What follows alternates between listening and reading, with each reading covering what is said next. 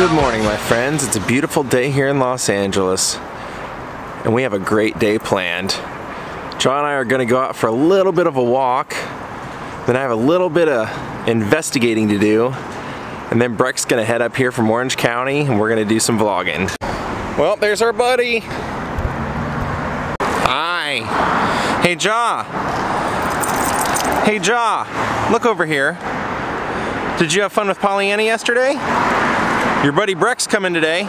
So Breck's gonna be coming over today to do some vlogging with me, and we're actually gonna do two things. One you'll see today, which I think what we're gonna do is we're gonna go to the cemetery where Curly Howard, also known as Curly Horwitz, and Shemp Samuel Horwitz are buried. Two of the three Stooges, and actually two of my favorites. Now, the other thing that we're going to do today, you won't see today, but it's a movie location. So, the next time I have a day like yesterday where I randomly have to work and didn't know about it, you guys will get that vlog. That almost looks like Al Bundy's couch. Oh, that's a cool house. Oh wow, check that out. All those blue bottles and all the flower arrangements. Pergolas. That's intense.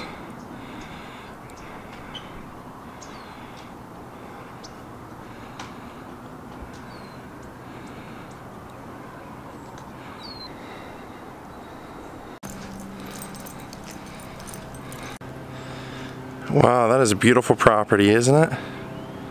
Whoa, look at that. Somebody's ditching some cornhole boards. That's a big deal in Ohio. I wonder what the, wonder if there's any decoration on them. D&B? Uh-oh, somebody broke up. Somebody broke up. I've worked enough catering events in my life to know that that was from their wedding. Well, I could be wrong, but I think I just figured out whose cornhole boards those are. Now, I'm not 100% sure, but many times in this neighborhood I've passed Danny Masterson right on this street walking his child in their carriage. And so I just looked up to see who Danny Masterson is married to, and he's married to Bijou Phillips, so that would be a D and a B. And I know he got accused of kind of some of the Me Too allegations, so I don't know, maybe are they breaking up? Are they, I don't know, are they getting a divorce? You know what? I'm gonna go get my car. I think I'm gonna go grab those cornhole boards. Breck has room at his house. He could put them in his yard. And I think he's a That 70s Show fan too. I didn't even have a choice. He's going right into Tail Waggers. Hi, babe. All right, Breck's made it, and we're on our way to do some vlogging. Like I said, we're doing two vlogs today, so this ought to be a great day. The first one is my choice, and the second one we're doing is actually a request that Breck had.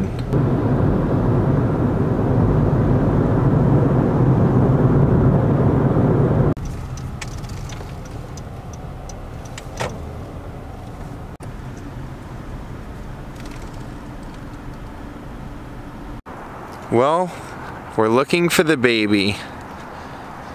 Mama called him Baby, so he was always known as Babe. Curly Howard, professionally.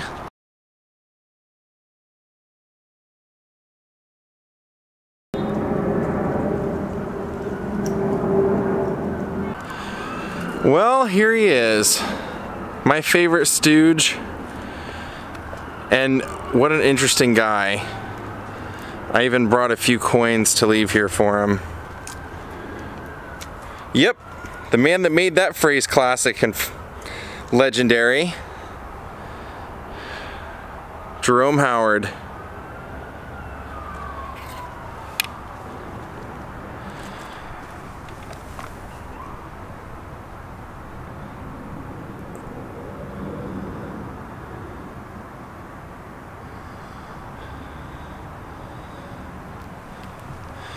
Now Curly was the baby, and the baby was always taken care of by Moe.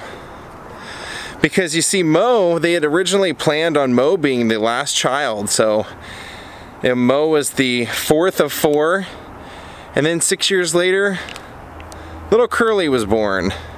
Now he wasn't known as Curly, he was known as Babe. That's what they always called him, because the mom would always call him the baby, and so they just always called him Babe. So Curly actually got his start as a ballroom dancer and a singer, and eventually had his very first job as a conductor in a big band. And Moe and his older brother Shemp, see, Shemp was the third child and Moe was the fourth, Curly being the fifth. Shemp and Moe had already went out on their own before, while Curly was still, you know, in school. And they had joined up with Ted Healy, if you remember my Ted Healy vlogs, and they had formed the Stooges. And Curly really loved what they were doing, and it came to a point in 1932 where Shemp just couldn't handle being around Ted Healy anymore. Ted Healy was kind of an abusive drunk. He was a practical joker and loved to argue and loved to fight, and Shemp just couldn't put up with it anymore and actually got a contract to go off on his own with Columbia and made like over 30 pictures being the star of the movies. And so when that happened, they needed someone to come fill in, and like I said, Moe had always taken care of little Jerome, little Babe. And when I say that, I mean it goes all the way back to they were hunting when they were teenagers, and Curly accidentally shot himself in the leg. That's why when you see him run, he would have that crazy kind of limp. That was fallback from that injury, and Moe had actually carried him to the hospital. And so when they needed a new stooge, he immediately threw Curly's hat in the ring, tried to make Jerome the new stooge, and Ted Healy was kind of apprehensive about it. He said, to be frank, he just looks boring and he's not funny. So Curly went out, cut off all of his hair, came back, and Ted Healy said that he looked pretty girly, and Moe thought he said Curly, and that name just stuck. That's how he became Curly. So they ended up basically creating these characters, and Curly would always be the man-child, as Moe would say, the simp, the simpleton, the guy that could break you in half with his hands, but was as lovable as an ox. And you know, every time you watch the Three Stooges, I mean, I just can't help but you know, it wasn't just the writing, it wasn't just Curly's look, it was everything. The writing was perfect. Curly had an amazing delivery. His look was perfect. He actually wasn't all that heavy, but they knew it would be funnier if he looked that way, so they actually put him in undersized clothes. And then over the years, just his partying lifestyle, and he was a heavy drinker, heavy smoker, and heavy eater, he would eventually start gaining a lot of weight, and that would end up with his high cholesterol and high blood pressure would eventually cause him a lot of problems. But the Stooges became iconic. Everybody knew, you know, Larry, Moe, and Curly, and they went off and got a deal at Columbia, made their own shorts. They were called Two Reels, and it was actually in 1946 when on the set of one of those movies, they were getting ready to do the last scene, and Curly sat down in the director's Jules White's chair and had another stroke. They found out later that he'd actually been having a series of like mild ones, but he had a big one right there in the chair, and kind of slumped over, and Moe went off looking for him, found him, and Curly couldn't talk. All he could do was cry. So Moe took him to the hospital, and he was out for a while, and that's actually when Shemp would come back and join the group. Now Curly would never fully rejoin the Stooges. That was always the plan, and Shemp had actually said, I'll only rejoin until Babe's healthy enough to rejoin, but that just never would happen, because even once they brought him back for one movie where he had full hair and they had a little gag with him, his health just wouldn't stand up, and he ended up having another stroke. Curly would never have a successful love life, or he would always long for that in his life. He would instead fall into dogs. He was a massive dog lover and dog owner, and pampered the pooches relentlessly. But he was married a few times, and all the marriages would only last a few months.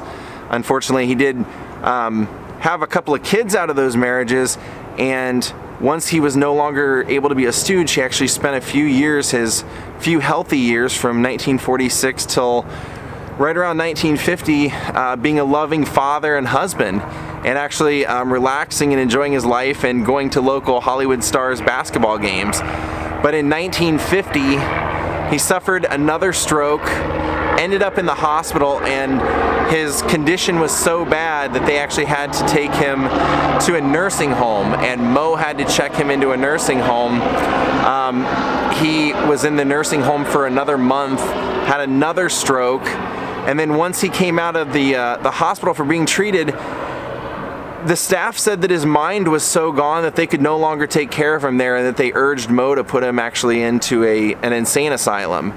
Moe refused to do it and instead would check him into a sanitarium, and Curly would basically live out the rest of his days in a sanitarium before he would unfortunately pass away. Throughout Curly's entire life, Moe took care of everything. Curly was terrible with money and at one point would ask Moe to handle his finances. When Curly's health would get so bad that he could no longer take care of himself, Moe took over power of attorney and would make all the decisions, and when Babe would finally have to go into a sanitarium, Moe would have to make that unfortunate decision as well. The last one that he would make would be picking out Jerome Howard's plot right here. Now, one thing that is kind of strange to me is that his older brother Shemp is buried in the same cemetery and yet Moe's not. I don't understand it. What a talented family. So the tradition here is that you leave money as a good wish or for riches in the afterlife. Various religions, various cultures believe something different, but the Jewish tradition, it's very important to leave something. So I brought some of my currency from when I went to Budapest and I gave Breck a piece as well. And we're gonna leave something here for Curly.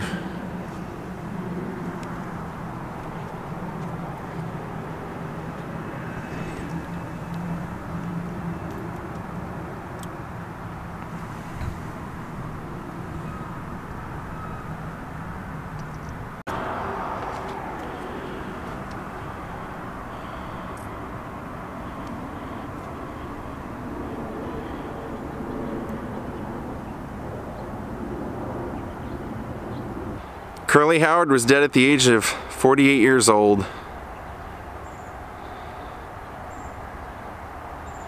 It's pretty crazy to think that Curly Howard would make barking like a dog something that people would die to see.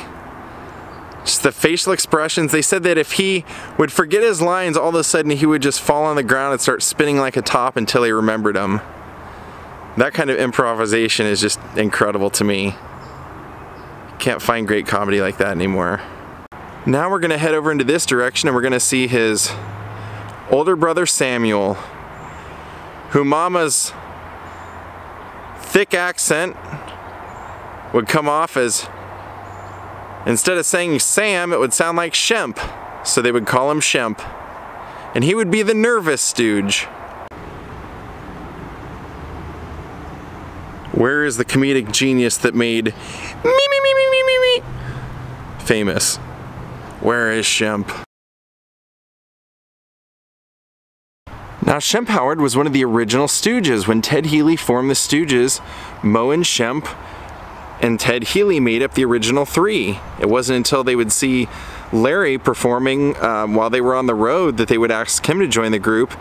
And like I said, they were kind of interchangeable because there were points where Moe would have kids and Moe would leave the group for a few months, and then Shemp would come in and take over, or vice versa. So there were actually multiple different Stooges in the very early days before the movies or anything, when they were all a vaudeville act. But once it solidified, the original crew was Ted Healy was the leader, and then you had Larry, Moe, and Shemp.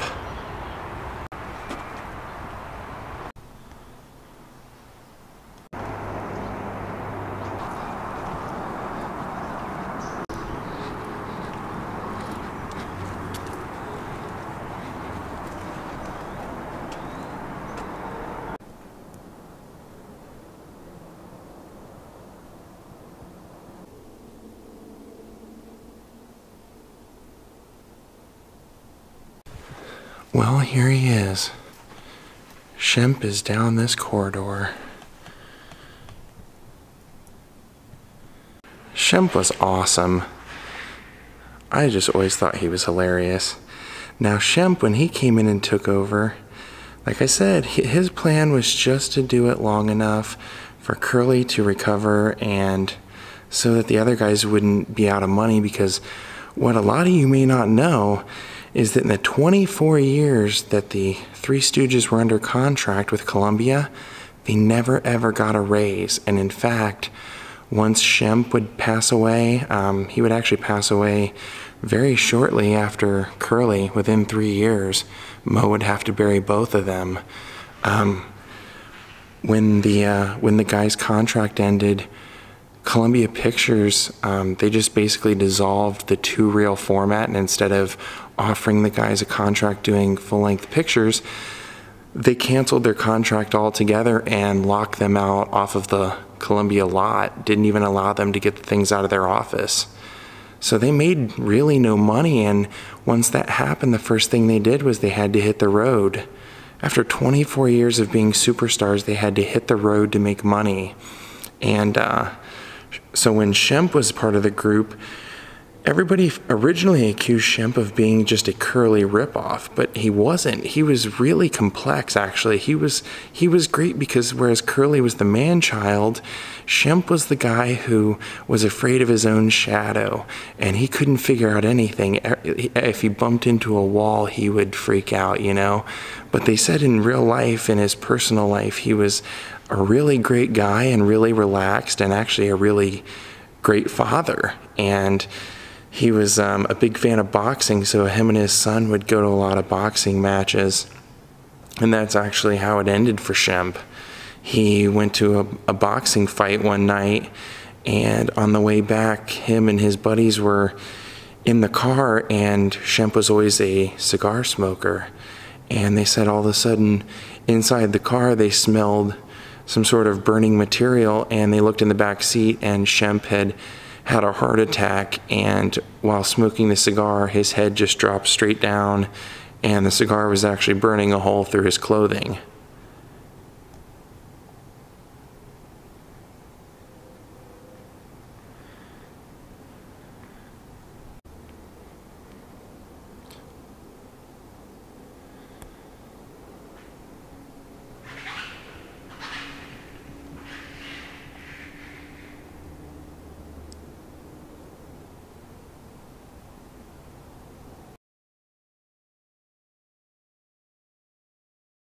So 3 years after Curly passed away, so did Shemp. So Breck and I are gonna once again leave a coin along with the others.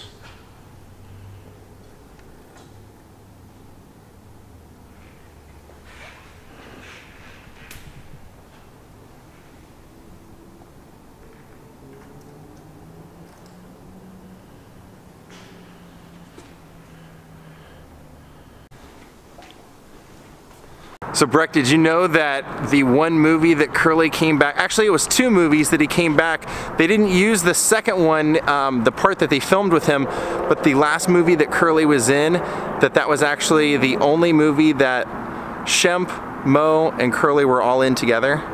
I actually do think I heard that. I didn't remember it until you said it though. Pretty cool little piece of trivia. That's a neat little piece of trivia.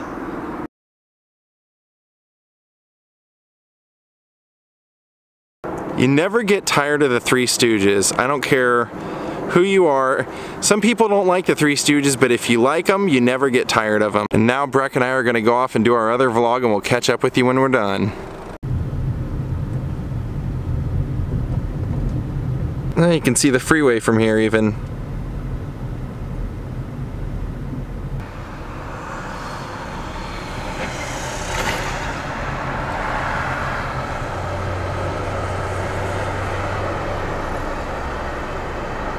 Alright, we gotta pop in Ralph's and get Jaw some food.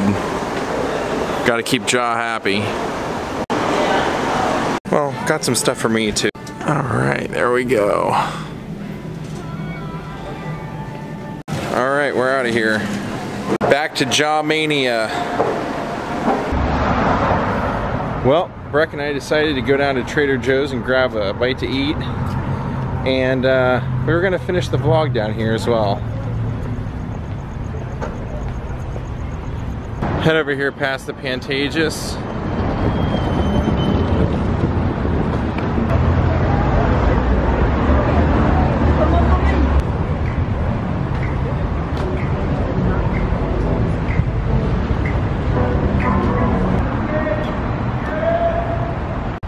Trader Joe's frowns upon filming inside their store, so we'll film outside of it. We got what we were looking for, and now we were pretty close to our very last scene of the day. Well, here we are. The last memorial to the great ones. A star on the Walk of Fame. Even though they were 2 reels, they were still considered movies, and the guys did eventually, with Joe Besser and Joe DeRita, go on to make full-length movies. Brooke and I were just walking down the street and I noticed this. Check this out. I've never seen this before. A site of historic importance. The first feature film, The Squaw Man. Several of the scenes were filmed in the Lasky barn on this location. That's so cool. I was, you know, I always complain about stuff like that, how I can't believe that they didn't memorialize it more, and right here beside the gym, the Equinox or whatever that is, they actually have one. Okay, you win this time, Hollywood. Let's see if Adam's buddy, the pig Argyle, is still over here in the corner. Well, Argyle, how's life been treating you? Or better yet, how have you been treating life? Well, I'm seeing good signs. I see water bottles, but then again, I do see skull containers and liquor bottles back there, so some things never change. Well, good evening, my friends. I find it a true honor that we got to go visit Curly and Shemp today. I've been a big fan of both of them for so long, and to finally get to go out and pay my respects was really great. They said in all the books and everything that all the interviews that I saw, that despite what you would think about Curly because of his on-screen presence being so boisterous and funny and outgoing, when he wasn't on camera, he was actually the opposite. He was very shy and quiet unless he was around his friends. Other than when he would go out to the dance clubs at night, he would cut a rug with the best of them. They said he could dance and drink and smoke all night long. And unfortunately, that's really what did him and Shemp both in. They're smoking and, you know, just rough living. So, hope you guys enjoyed visiting them as much as I did. True brilliance. I wanted to thank Kristen Rottermel and her family for buying me this camera light off of my Amazon wish list. Somebody on my Facebook group had asked if I had a wish list, and I did, and I posted the link, and she was nice enough to buy me this. So next time I have a situation where I need a camera light, I'll be able to put this on and walk through caves or whatever, and we'll have light for this good camera. So thank you so much. I also wanted to thank my new Patreons, Dominica, Deborah McGaffey, Leo White, and Oscar Garcia. Thank you so much all for contributing to my channel, and we'll have another great day tomorrow. I have a very interesting day planned on Saturday. I have a date, and we're actually going to a museum that I have never been to before.